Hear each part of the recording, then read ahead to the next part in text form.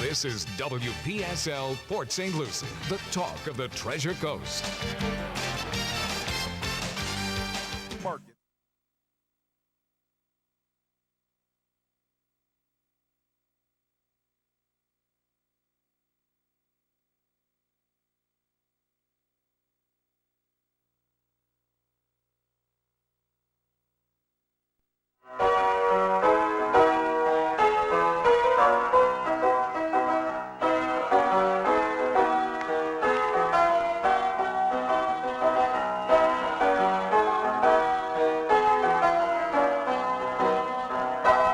.07 at WPSL 1590, the talk of the Treasure Coast. You're on Ask a Rabbi. And this is Rabbi Shafir Lobb for Congregation Eitz Chayim, your Jewish home on the Treasure Coast. And we do invite you to join us as we stream live on Facebook on every Friday night at 7:30. And you can join us virtually. If you're vaccinated and masked, you can join us at the sanctuary. So we do require that. Are more and more people showing up in person now? It comes and goes in waves. Depends on what COVID is doing, candidly. Yeah, well, right. No, The more that it's up, the more likely we are to see a small crowd. Yeah. And I understand that. And I do too. Believe me, I get it. Yeah. Yeah. It's a challenge. Yeah. I was listening to Ask a Lawyer on the way in, as I always do, to come in. And, it's worth noting that the vast majority of those people who are testing positive, not everybody, but the vast majority of them are not vaccinated. And, and the minority of the people in the county are not vaccinated. We were able to flip that so that now 60-some% are vaccinated. But that wasn't the case for a while. And but now it is. And so we're still getting the vast majority of a smaller population are the ones that are testing positive and ending up in the hospitals with COVID. And, Stuart talked a little bit about a couple of things on viruses and some of the words that are used in talking about things like viruses or bacteria, any kind of an infection, is both mortality and morbidity. Morbidity is how likely you are to catch it if you're in the same room with it, in the same area with it, if you're exposed to it. And that's a number, whatever it is. Right. And then there is the mortality. How likely are you to die from that virus or bacteria or whatever if you catch it? Right, and so there's two things. And there were a couple of things that I was thinking about as I was driving in, and it's in some ways it's like smoking. Do you have a right to smoke? Yes, you have a right to smoke when you're outside and not near people. Right, there are designated smoking areas, and you're not allowed to smoke in a building. Right. So you're not allowed to breathe without a mask. It's really not all that different from smoking, for example. Right? You're not allowed to expose people to secondhand smoke. You're not allowed to expose people to the potential of secondhand COVID. Boy, and remember how much that has changed. Yeah. Yeah. But now you have entire countries banning smoking. We saw that on CNBC last night. I'm thinking, wow, it's pretty aggressive. It's actually pretty smart. I totally agree that I think it is. And, what can I say? It's just one of those things that we need to take a look at. And I'll give a shout out to Sharon from Tucson, who's often a listener on Ask a Rabbi. And she likens it this way. She says it's like seatbelts. Right? Getting a vaccine is like seatbelts. Not going to guarantee that you're going to survive if you're in an accident, but it greatly enhances the likelihood. Right. And you hear some of the folks objecting to the vaccinations now. Well, Omicron's different. The vaccines don't work with it, and so why get vaccinated? They do work. Otherwise, we wouldn't have the vast majority being unvaccinated. It does work, and and I will tell you, I'm pretty sure that I have been in and around people who've had COVID just because I am out and about, and I do go into stores, and but I do try to keep my distance, and I'm cautious, as I know that you have been. And, Yes. right, Yeah. and we've kind of been through this ride, because coming to the studio is one of the few things that I did during the shutdown. And I can remember when we sprayed the mic every time. Oh yeah. Well, we and still we still do that spray in it. the Yeah, you morning. spray it Not as much. Not as but- much, yeah. And I see the bottle over there is getting getting lower. Oh yeah. I'll bring you some more. And there's a special one that I like to use because I know that it's really effective.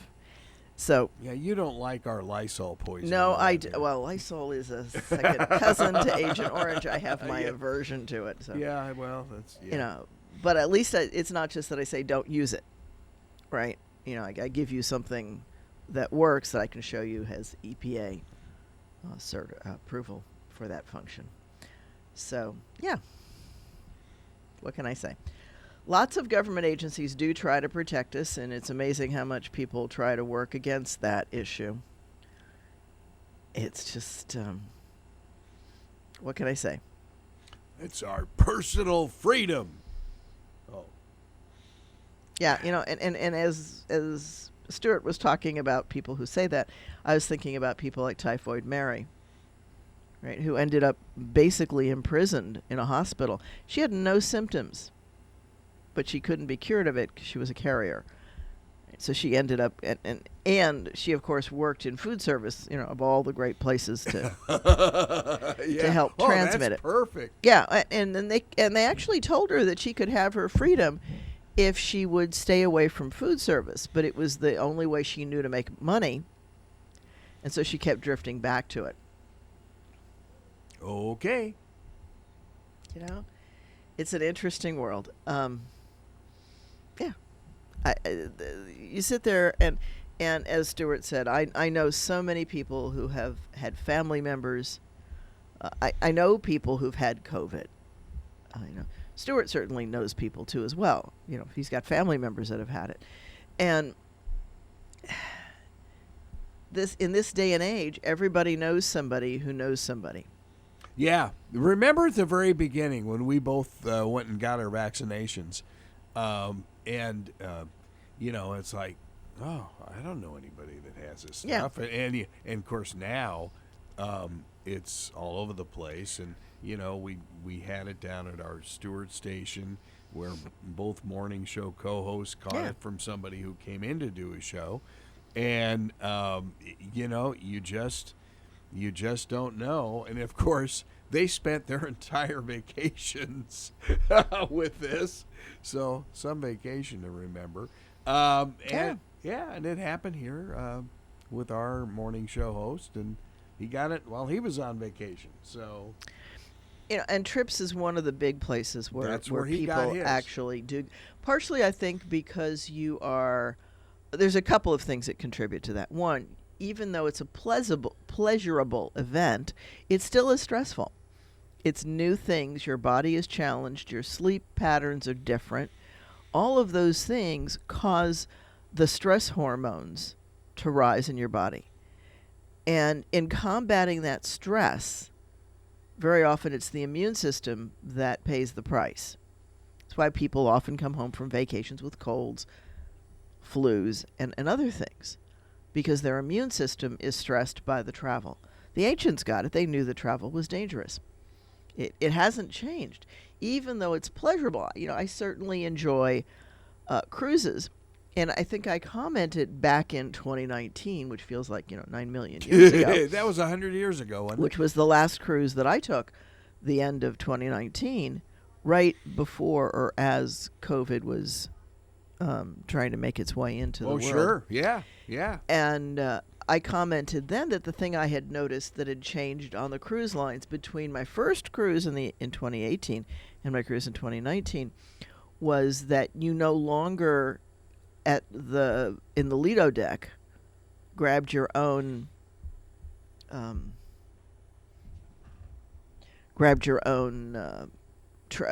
ladles and those things.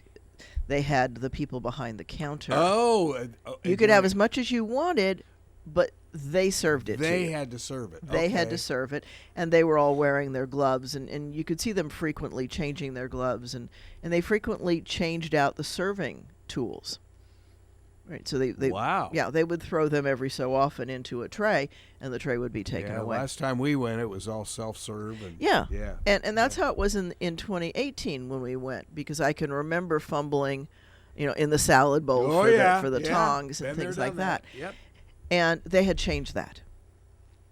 So there was already a recognition that not that cruising is inherently dangerous, but in that you've got a big mix of people coming from all different places with all of their various whatevers, and that it was a way of transmitting and serving tools. There was a great experiment that somebody did and posted on YouTube, and you can probably find it, where they put some hand cream.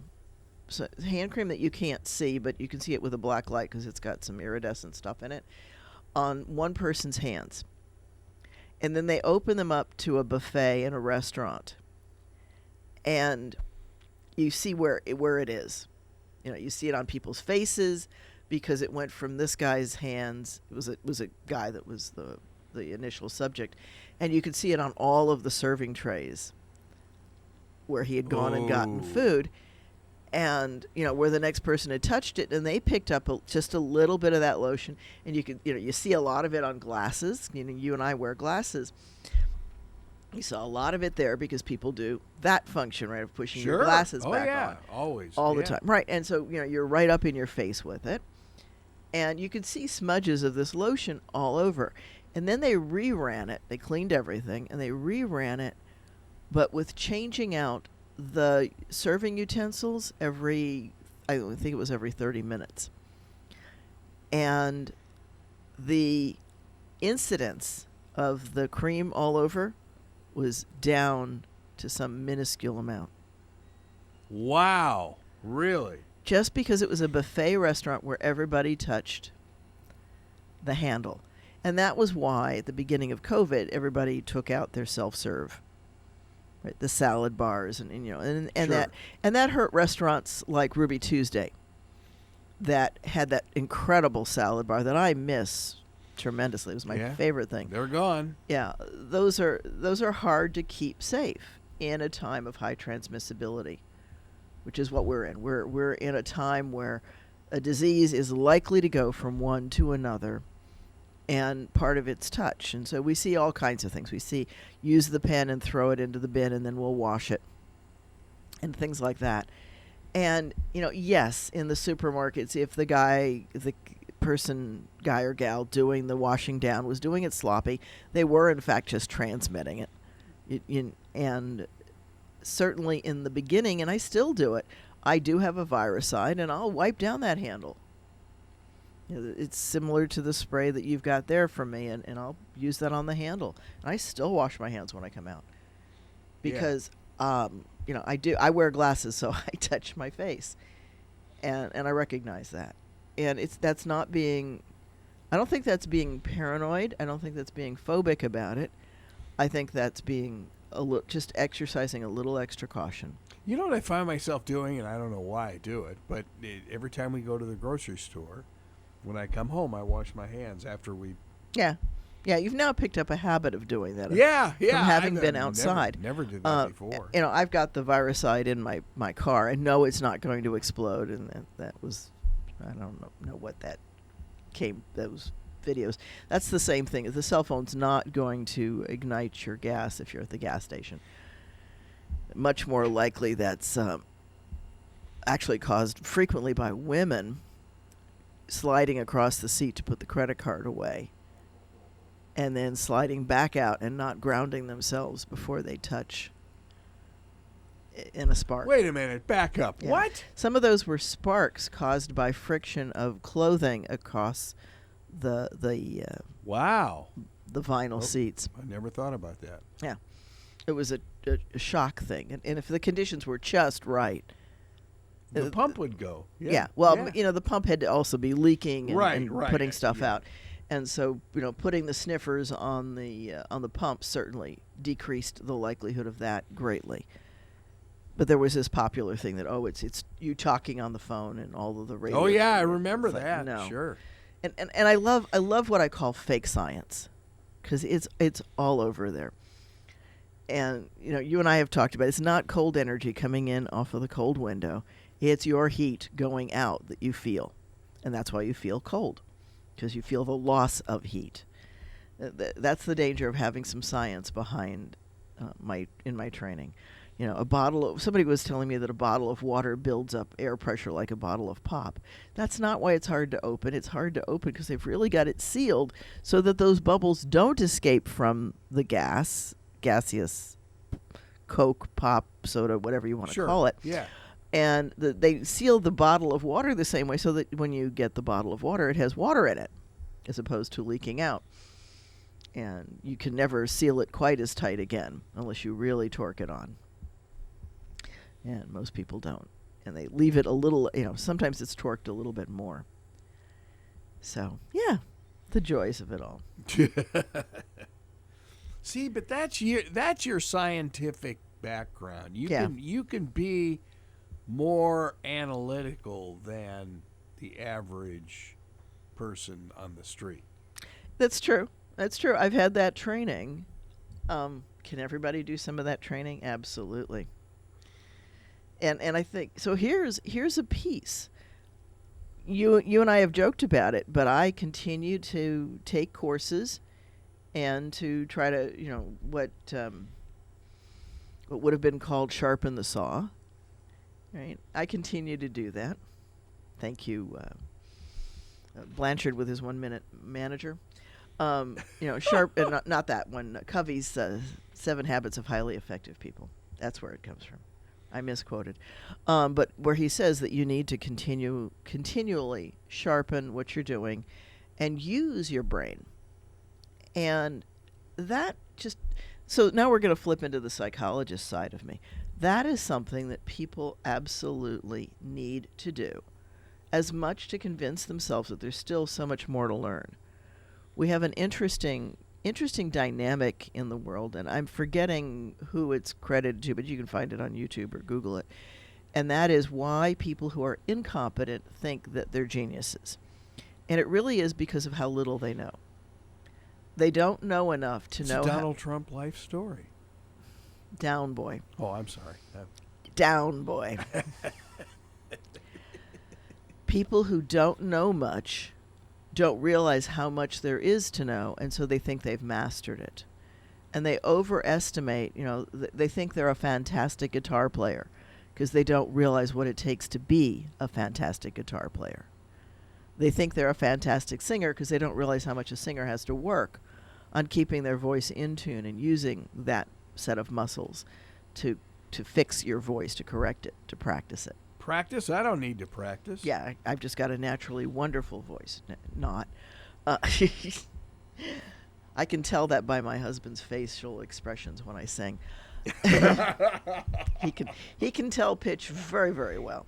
He and I have this ongoing argument about how good his pitch is, but I can tell by his expressions when I sing that his pitch is excellent. Well, I hope a rabbi's voice is a lot better than most of the priests that I've known through my life. No. Only if they happen to be, only if they happen to be cantors or, musicians on the side. That's just what and how it is. Everything except for Father Elvis in our high school. He had a great voice. He was an Elvis impersonator at some of our school events. Okay. Oh my, yeah. And there are those with beautiful voices. I have an okay voice, I'm not a singer. I'm certainly not a performer. I'm not an opera singer rather. Although the doctor who delivered me told my mother I would be. Actually, what he told her, I understand, was that I would either be a fishmonger or an opera singer, because I bellowed out, apparently, a pretty good yell. But since I really don't remember that, and I only know it by anecdotal information from my mother, And I recognize that. I don't remember being born. But a lot of and then that's part of memory, right? Sometimes when we're told something over and over and over again, we incorporate it and we think that we remember it, when in fact what we're really remembering is the storytelling. And so we build the image around it, and then it becomes seemingly real to us. We are amazingly good at tricking ourselves. That's just one of the ways.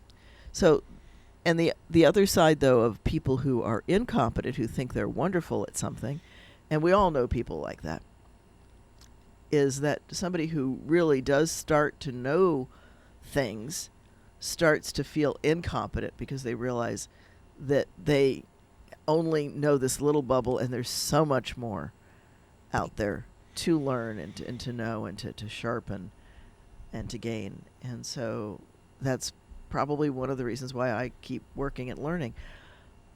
Plus, it makes sense. It stimulates the brain. When our brain is at top capacity, we can do many, many things automatically, like ride a bike, tie a shoestring, dial a number, things like that. Because those are things that we've put into long-term automatic memory. Motor skills. Well, not just motor skills. The fact that Stuart can remember his New Jersey address. That blew me away. That's long-term memory, and I'm guessing it's just something that he used fairly often.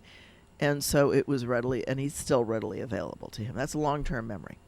The other part of our working memory is the short-term memory. And that's actually the first part that starts to go. And that is, what did you have for lunch yesterday? What's Joe's name?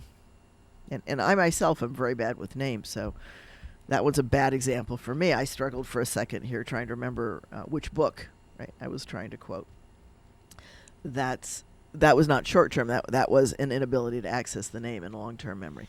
But our short-term memory, you were going to say something. But like you realize that you've got that because what? You even write out cue cards for your kids' names in class. Yeah, I like that. That's great. Yeah, I make them put up name tags, and that's because I've got one class at Kaiser this term, and I've got 4 at IRSC. I got a lot of students to learn, and I may have 2 classes next term. Kaiser operates on a 4-week term. Right. So they're a different scenario. You get to know your students really well over a short period of time, and boom, the class is over. IRSC, you only see the students for an hour and some minutes a week, an hour and 15 to an hour and a half a week, because the classes now are still hybrid, so they're half online, half in class. And, they're big classes.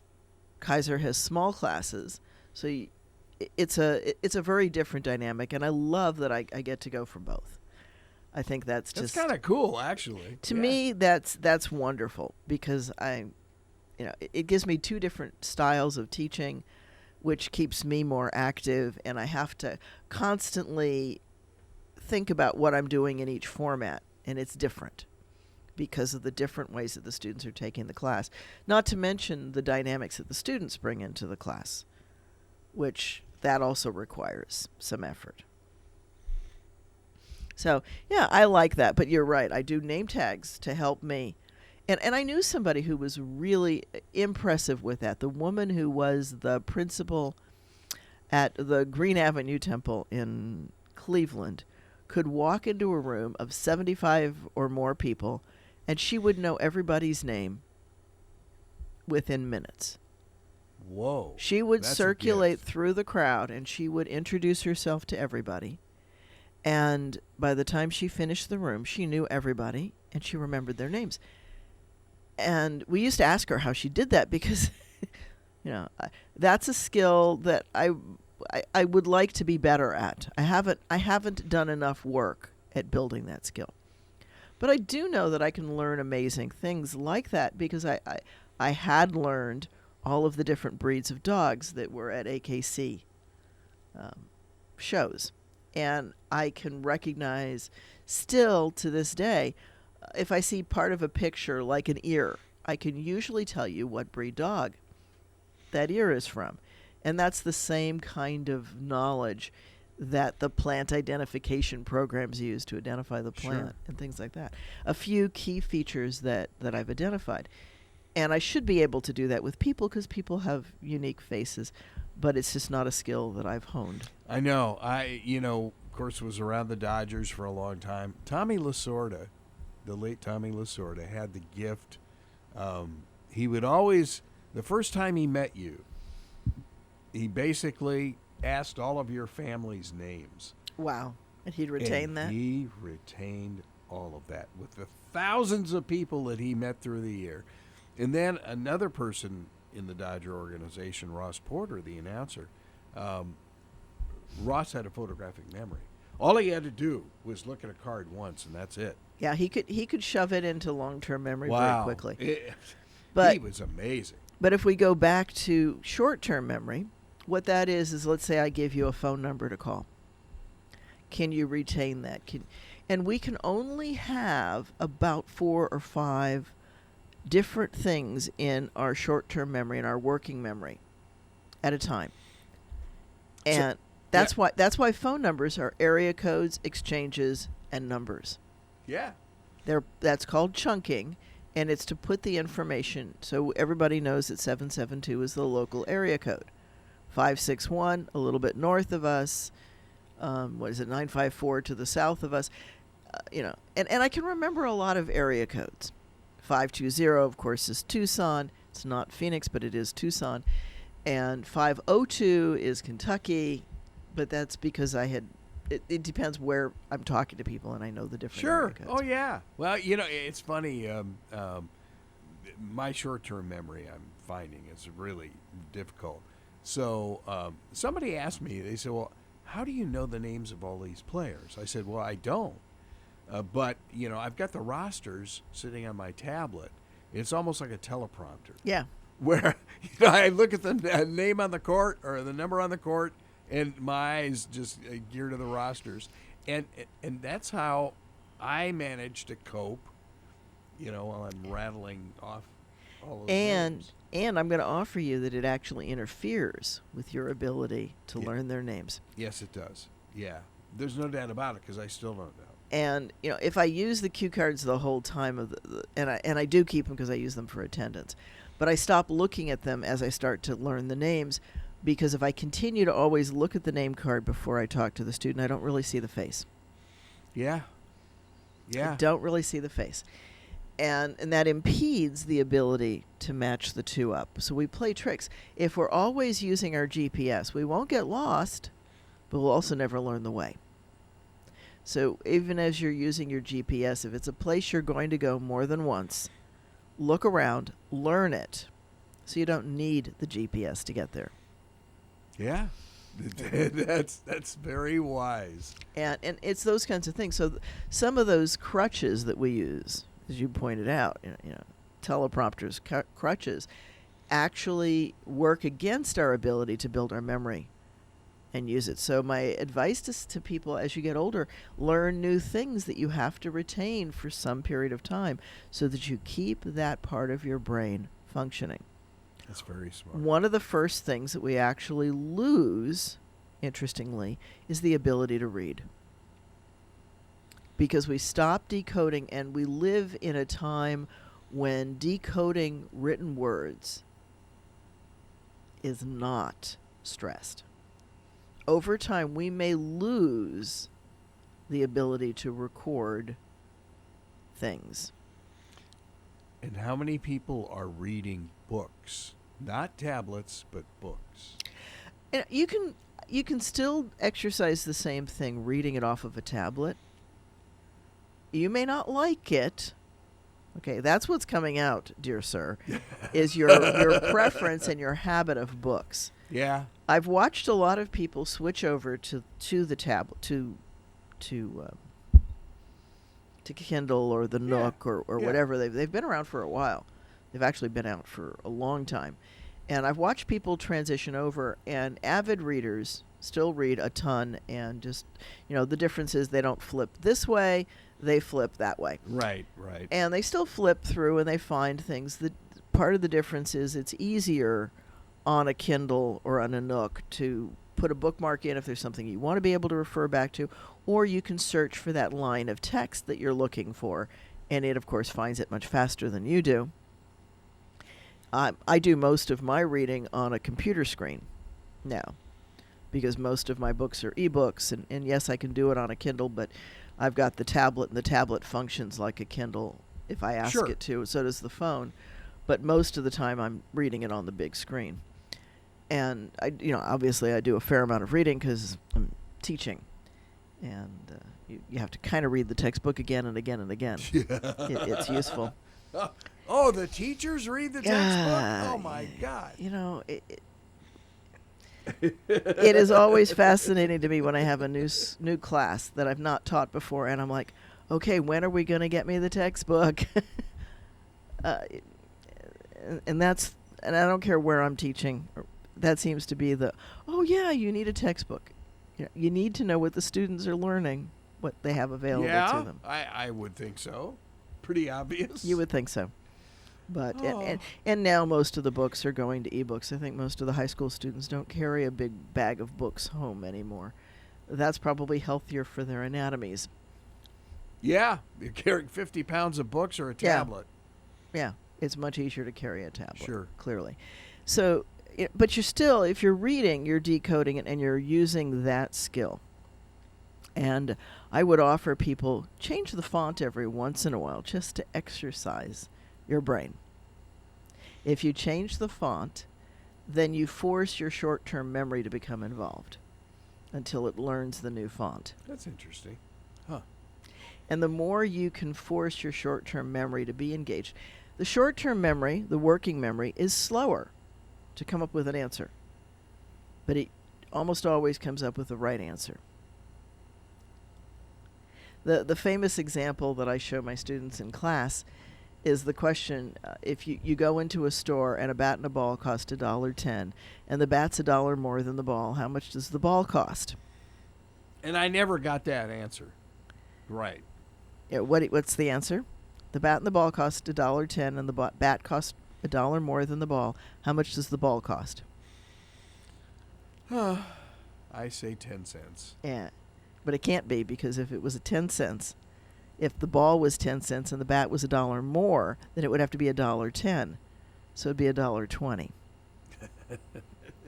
So the right answer is the ball costs 5 cents and the bat costs $1.05. But if you really think about it, if you did it down on paper, you'd come up with the right answer. See, I never get it right. Well, that's because you're using you're catching. It's also a function of attention. Right? $1 more and $1.10 are easy to parse, and so you say 10 cents. But that's because your long-term memory is saying dollar and right. $1.10 makes $1.10. That's not the right answer. You're absolutely right on that. And if you really did it on paper and you thought about it for a minute, you'd figure that out. You knew you had the wrong answer when you said 10 cents. But that's your long-term memory trying to shorten the answer. And that's why when we blurt out something, it's often wrong. You're starting to terrorize me like my Loyola profs did. Sorry about that. And I'll go back, though, and I'll say that, interestingly, the ancients understood that. They often said you need to slow down, think about things, smell the roses along the way, because the fast answer is not always right. If you really know something, and they tell this to students again for test taking, if you really know the answer, then answer it. But if it's that $1.10 thing, and you have to think to get the answer, slow down. So go down and do the ones that really don't require thinking, and then go back over them and look for the traps. What they did in the study, when they did that bat and the 10 cent, there's a couple of different ones like that, depending on how it's phrased, and that's what mentalists do to you. They force you to think a certain way, and they look for the people that are most likely to follow their cues. That's how they pick the volunteers. That's a great way. They get to look at you and see which ones they can read the best. That's why they never pick me, because never mind. You're too I don't give off You'll the right see signals. right through them. I don't give off the right signals to them. And so what they did in that test they had a test like that, and 85% of the students, bright students, got the answers wrong because they just did it too fast. But then they took it and they put it in a different font and they made it gray so it was harder to read. And only 35% of the students got the wrong answer. Interesting. Wow. You know, it's interesting. You talk about like the ancients, but you know, even kind of fast forwarding when we were in Kansas and we were talking to our handler at the national tournament, and he was talking about the Amish community and how that lifestyle, you know, and you think, oh man, those poor people don't have electricity, they don't have this, they don't have that. He said, you know, it's much simpler, but it's really, really nice. He said when you get to study how the Amish still live, they're not deprived. No, it's a lifestyle choice. Yeah. It's a lifestyle choice. It's, and I teach people that with Orthodox Jews who live what we would think of as a more restrictive life, because we focus on the don't do's. But what they're really doing, so let's take a look at some of the more unexpected Shabbat rules, the rules for Sabbath. And give me 5 minutes here, please, because then I want to talk about the plant sale and those things. Because that is this weekend, folks. Yep. Plant sale this weekend. And you are welcome to give me a call at 772-340-1590. And you also can sponsor and ask the rabbi. We'll come back to that, too. You can do that by calling that same number anytime and talking to the folks at the station. Greg and Carol will be glad to help you sponsor an episode or more and get some extra advertising out of it. You bet. So back to some of the Shabbat rules. So one of the Shabbat rules is that you can't you can't tear paper, and you can't open a new package. And that sounds really restrictive, but what that does for you is it forces you to go to the store and make sure you have enough to tear the toilet paper on Thursday, so you can go through the weekend, so you're not running out on Saturday. You really can sit back and just reflect and do the soul work, because everything has been pre-prepared. The food is pre-prepared, so nobody's working. Yeah. And that's what the Shabbat rules are about. You have to think ahead so that you don't have to do the work. The only way that you can really sit back and enjoy is by having somebody plan ahead. So it teaches planning skills. Wow. Yeah. Okay. There's always a sidebar to it, right? How many times do you run out of something when you're trying to relax? You have to run to the store. And then you have to run to the store. And it's much easier. It's much easier for us today to run to the store. All you have to do is find your keys wherever they're hiding, and hopefully you have a key place in your house where you put your keys.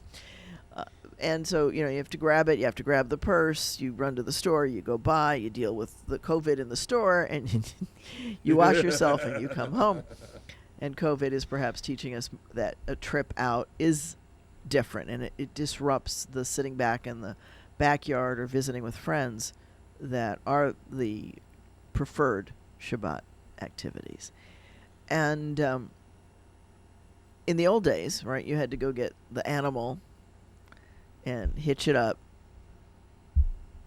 take it into town, do whatever you had to do, come back, cool the animal off, clean it, and etc. Much more work when we were animal-based than car-based. So it makes sense. Or if you had to hike, you yourself got hot and bothered to get to the market. It wasn't just a 5-minute walk, it was often an hour walk. And yes, you could do it relaxedly, and you could ponder, and you could smell the roses along the way. But most people didn't because, mom was waiting for the toilet paper. Not that they necessarily had toilet paper, because toilet paper is a fairly recent invention. Right? And perhaps that helps us really identify a little bit more about the idea of preparing your toilet paper which was when it wasn't a roll of toilet paper that you bought in the market, when you either cut things up or gathered leaves or whatever you used, then the idea of preparing it on Thursday and Friday for use on Saturday Sure. made a lot more sense. Because, imagine that you were using leaves and now it's Saturday and you don't have, and you have to go out into the woods and find it, and it's a whole big bother. So, yeah, things change and life changes. And there's even a big discussion, right, turning on and off the lights. That's one of the big things. That Orthodox don't turn on or off the lights. If the lights are on, they're on. If they're off, they're off. And they now have, and LEDs are changing this and making this much safer. They now have what they call a Shabbos lamp, which is a light that they turn and it shines out, and then they can turn it and it's hidden inside the case. It's still on, but it's inside the case. And as long as it's LEDs, then it's not. No heat. No heat. Yeah, So sure. it doesn't present the dangers that such a lamp would do. And now we've got better detectors that if it tips over, it turns off, things like that. So there's a lot more safeties built into the mechanisms.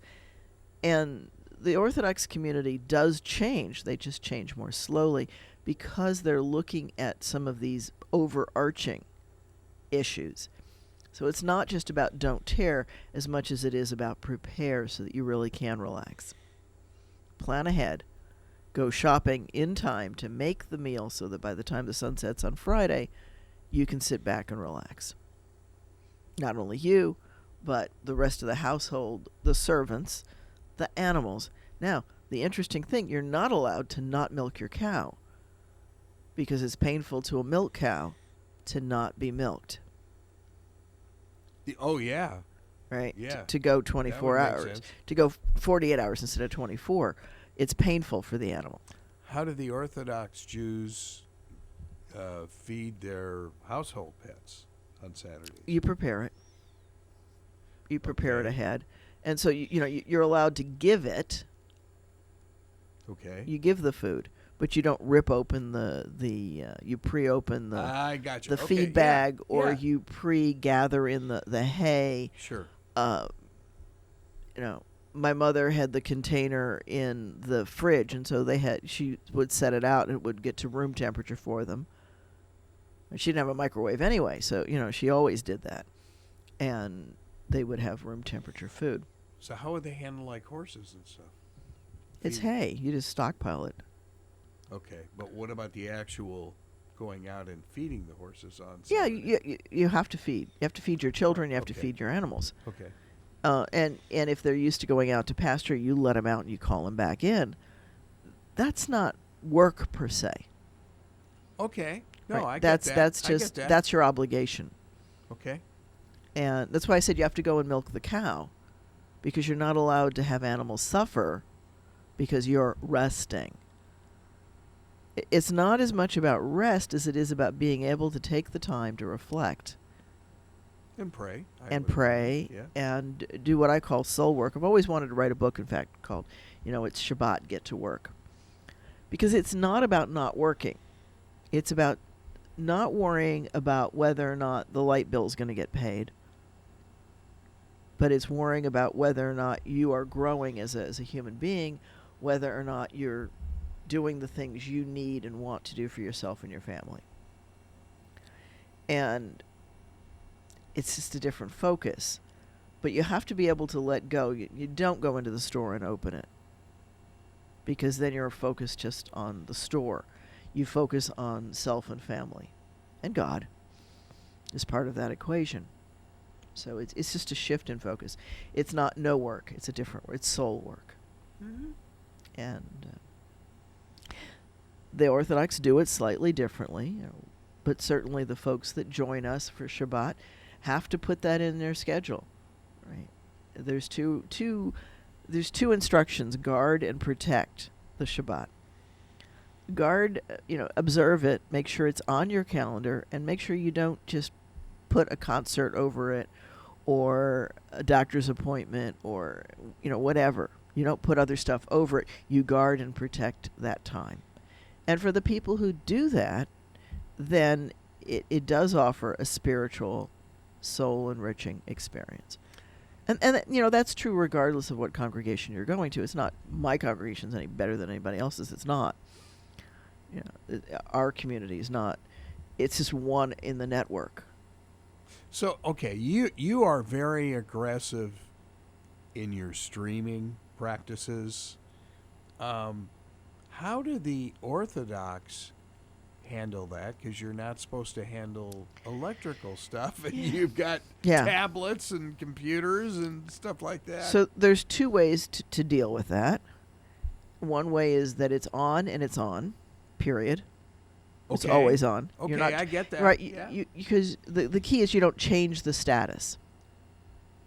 Oh, okay. Okay, so that makes sense. For example, for the High Holy Days, Facebook modified its rules and allowed people to stream uninterrupted for, it was like 50-some hours, so that they could go the 2 days. That's interesting. And, it's things like that. It's making those kinds of changes into the system and into the environment. Again, pre-planning. So somebody had to go to Facebook early, Meta, and I'll get whatever used to they're it. going to call Whatever it they're today. going to call them. It's going to stay Facebook for a long time, just like the Kroger's in Canton is going to be clicks for me for probably till I die. Store names and whatever. We put that in memory and we don't want to give it up. Getting back to that memory thing. And so it's a kind of pre-planning. So that's one of the ways to do it. And especially now that we don't have to put tapes in the deck, that it's all electronic, that it really is easy for that to just sit and run. The bigger challenge is that not everybody recognizes streaming as interactive. I came to that conclusion and that decision back in Tucson, because if people can hear and respond, then they're there. Mm-hmm. That makes sense. Whether you can touch them or not, as long as they're interactive and live, even if there's latency, and there's always latency, they're still present. They're mindful, they're attentive, and we use that to do if somebody dies, there's a Shiva ritual, which can go anywhere from typically 1, 3, 5, 7 days. 7 days is the extended amount of time, and it's what the Orthodox do. In the Reform community, is much more likely to do 3 because that just works better for people. It's better to have a good response than a lack of response over a longer period of time. And so we were doing, I forget how many days it was, but the congregation had made a commitment for Winter Haven to man the parking lot that was right at the entrance to Winter Haven. And we were selling hot chocolate and cookies and whatever to people who parked their cars there. And we were charging for the parking, and then they would walk into Winter Haven. Those who are not in Tucson, Winter Haven has an amazing display of lights during the holiday season. And pre-COVID, you could get on a horse ride or a hay ride and ride through the community and look at all the lights. Oh, wow. Okay. And so people who were going to go to the hayride in particular had to park their cars in order to get onto the hayride. And so we just happened to have, the synagogue was located in the building. We rented it. It wasn't our building, but we rented the space. And so we charged for parking. But we also had the Shiva minyan we had to do. And so we would gather the people who were working in the parking lot on the phone to augment our minyan, because we were a small congregation then, too. And, wow. Yeah. All right. Plant sale. Plant sale this Sunday and Monday, folks, from 1 to 5 at 540 Northwest University Boulevard, Suite 102. It's the front building at the middle, right about where the stairs and the elevator are. Right in there, we have many, many different plants that people have raised Sunday and Monday this weekend. It feels like it shouldn't be this weekend, but we're always, with one exception last year, we're fourth Sunday and the Monday after.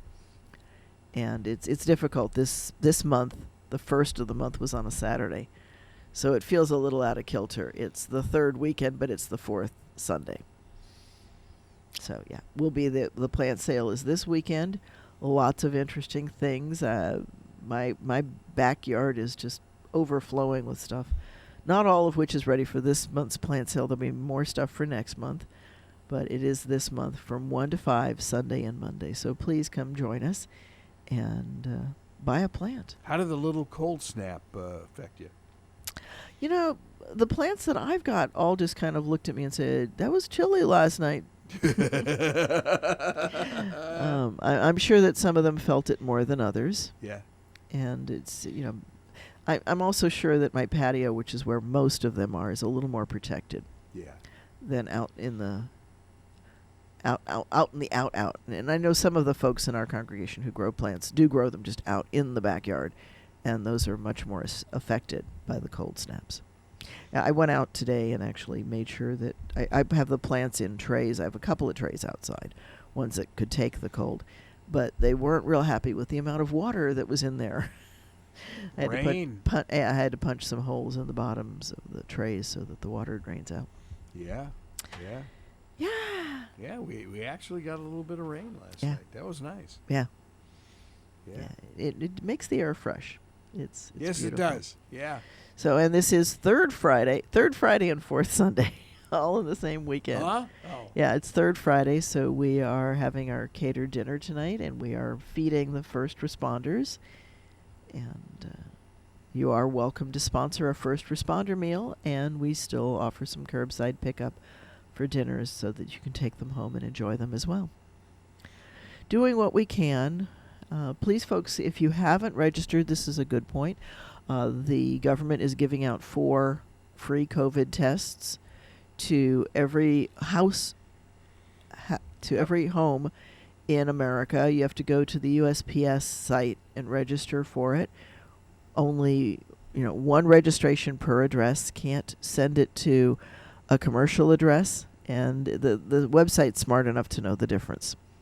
So don't try to trick it, folks. Except they did have problems with apartment buildings. Yeah, apartment buildings are I think because they all solved it, but yeah. Well, they had to figure out that apartments are apartments.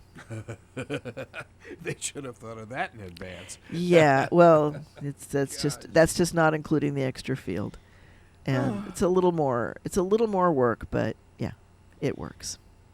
There you go. All right. So this has been Ask a Rabbi, and you are welcome to call and sponsor. And God willing, I'll see you next week. Friday night services tonight, 7:30. You can catch us on Facebook. And I'm going to see about getting that Zoom to another location as well. Because I guess Mevo can handle multiple destinations. So, Ooh. Yeah, well, we're going to check into that. Ooh.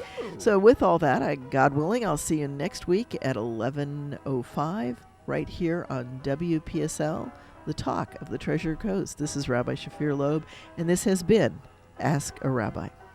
Good luck with the plant sale. Thank you.